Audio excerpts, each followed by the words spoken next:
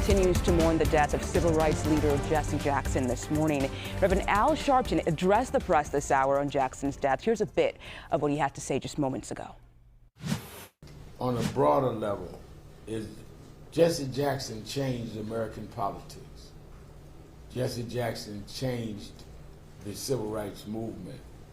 He was a consequential and transformative figure. And he changed New York politics. Let me go in that order. One, it was when Dr. King died, was killed in '68. He was talking to Jesse Jackson and Ben Branch over the rail at the Lorraine Motel in Memphis. And Reverend Jackson was literally one of the two last people to speak to him. I always wondered how much trauma that must have been for him to witness Reverend King's assassination. He never would talk about it too much, but it drove him. He kept saying, we got to keep Dr. King's dream alive. He was 12 years younger than King, as I was 13 years younger than him, and he would always challenge me that your generation's got to do what John Lewis and all of us that were younger than Dr. King did. He kept the movement going by keeping the economic boycotts of Operation Breadbasket going, by dealing with diversity, by fighting for affirmative action. You must remember when the late 70s and 80s, when Reaganism rose and there was this backlash on civil rights, Jesse Jackson took the front with John Lewis and others to restore what Dr. King had done. We romanticized the 60s like they were never challenged. They were challenged. We had to renew the Voting Rights Act every 5 years. We had to deal with state laws. And it was Reverend Jackson that did that into our era. And that was Reverend Al Sharpton talking about and remembering Reverend Jesse Jackson, who died today at the age of 84. Al Sharpton says Jackson kept the civil rights movement going. And we are continuing to follow the story here for you all day on CBS News 24/7. In fact, here's more on the life and legacy Jackson leaves behind. The people must unite to save humanity. The preacher, civil rights activist, and presidential candidate was born in Greenville, South Carolina in 1941. I was born next door to a white church. I could only attend as a janitor.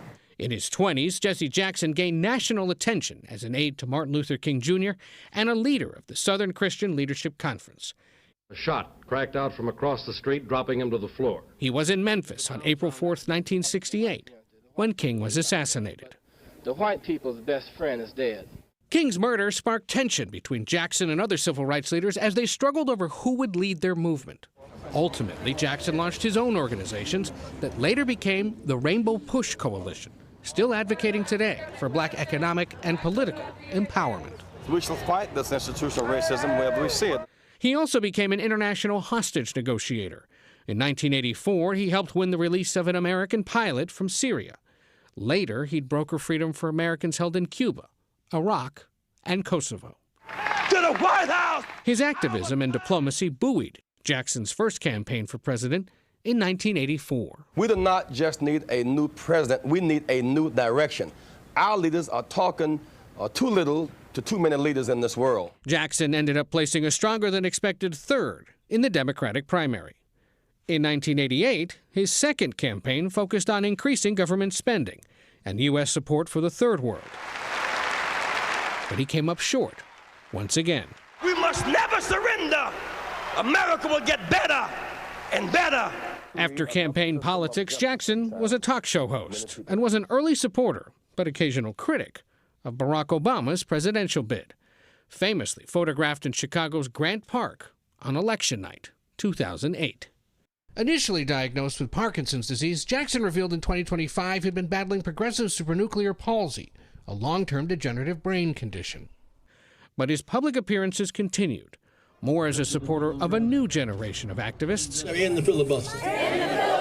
fighting for voting rights, fair housing, and police reform. Echoing the same message he spent years preaching. And nobody can stop us now. Moving on up. Keep hope alive.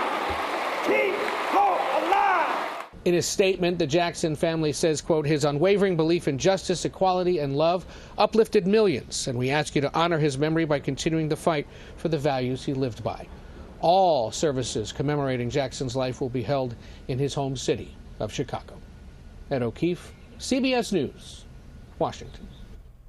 And that was a look there at the legacy of Reverend Jesse Jackson, who again died today at the age of 84. Thanks to Ed O'Keefe for that report.